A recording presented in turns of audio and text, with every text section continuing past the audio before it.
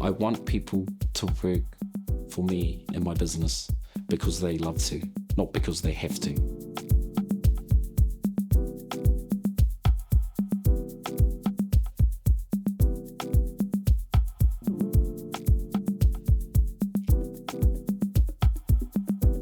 To me, a lot of soft skills just come to you naturally. Communication is a big one. Whether it's reading, writing, or talking to somebody, you need to make sure that you've got those skills. Soft skills, empathy, it's listening, it's being sober.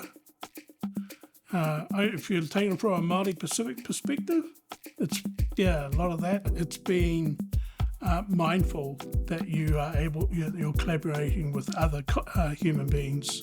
And so there's all the communication skill sets that go into that. From our perspective, it also means attitude. It means it's about having the confidence to ask questions, even the dumb ones. In fact, they're the best ones to ask. Well, the reality, like we say, the industry is built on the strength of the people. Buildings don't build buildings, people build buildings.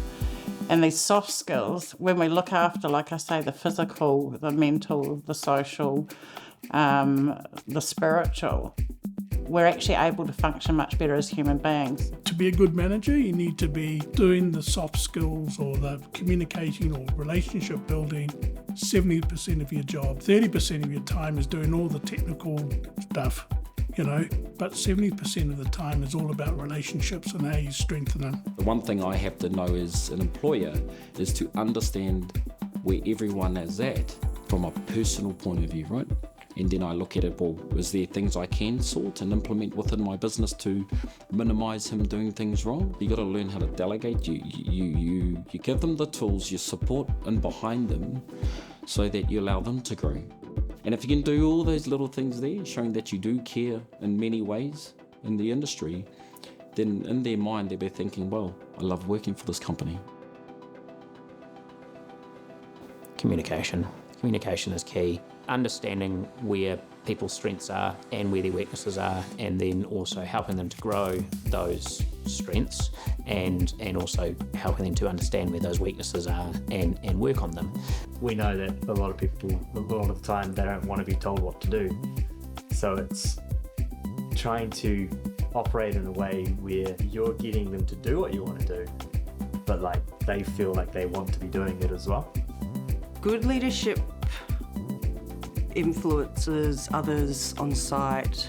It makes you work harder, makes you want to challenge yourself to produce good work. It makes you just want to reach the goals and the targets that you've got. So what I do is from my point of view, is if I find potential leaders, then I do a little bit more one-on-one with them to making them understand that, yes, you are the leader here.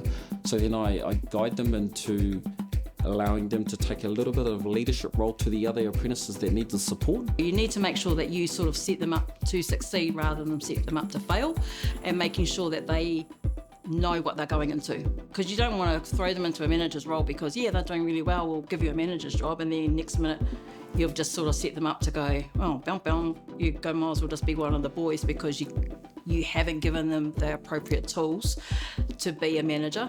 So just sort of maybe baby steps. If you choose to embed yourself and be a better person, you'll attract people, and then that becomes the benchmark for how everyone, the behaviour that's expected of everyone.